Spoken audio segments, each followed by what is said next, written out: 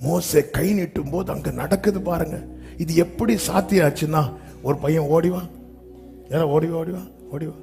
மோசேயின் வலது கையை கொண்டு முன்னாக இருந்த மேகஸ்தம்பம் விலகி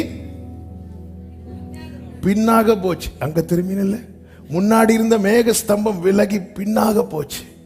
இந்த கையில ஒண்ணும் கிடையாது, இருக்கடா. அங்க திரும்பி, இந்த கையில ஒண்ணும் கிடையாது. ஆனா அவருடைய கையில என்ன இருக்கு?